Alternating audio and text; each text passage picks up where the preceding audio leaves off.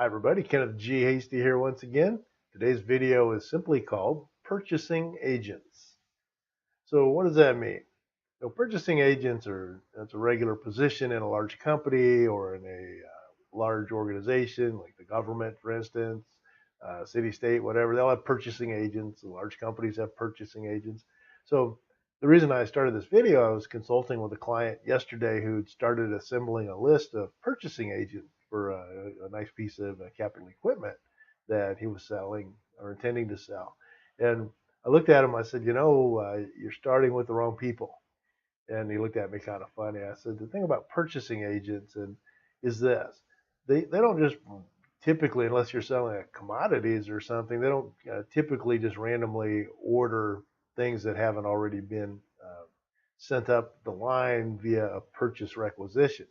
And so what I mean by that, in big companies and in the government, when somebody needs something, first off, they've got whoever runs that department or that area of the company or area of or responsibility, let's say, has to sign off based on their budget on the purchase, especially of capital equipment. And with commodity, that might be different, but anything over a certain dollar amount, or they've got to make sure it's in their budget, or they can find a way to get it in their budget.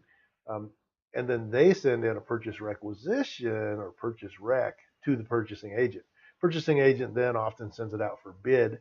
So if you've got a unique piece of equipment like this person does, then they need tell them you need a sole source, that you're the sole source for it, the only place they can get it.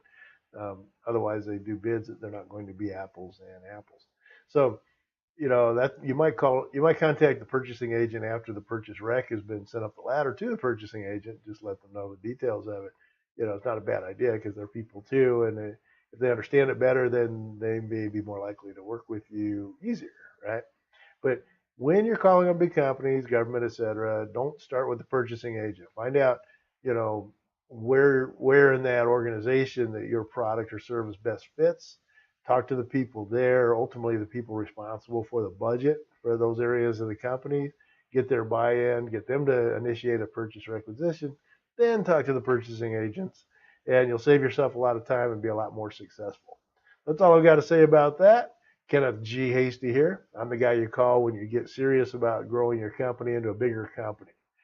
You can check me out at kennethghasty.com. Email me, kenneth@kennethghasty.com, or I'll put a link in here where you can set up a phone appointment and we can just talk some business if you like.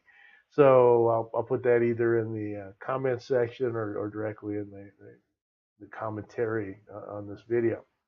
So, our company, what we do is we've got two types of clients. We have people with more time than money, which is a lot of them, and we have people with more money than time. And then what I mean by that is there's people that, and you may be one of these people, that want to grow your company, but you don't know how, but you can't really afford to hire a staff of people. Most of the time, in that case, we can just help coach you along, and that's not very expensive. Check with me on the side on that. If you want us to be a sales and marketing arm of your company, usually that costs less than hiring a marketing intern and is a lot more effective because you're working with a team of experts. So if you're interested in those kind of things, contact me and we can discuss that further.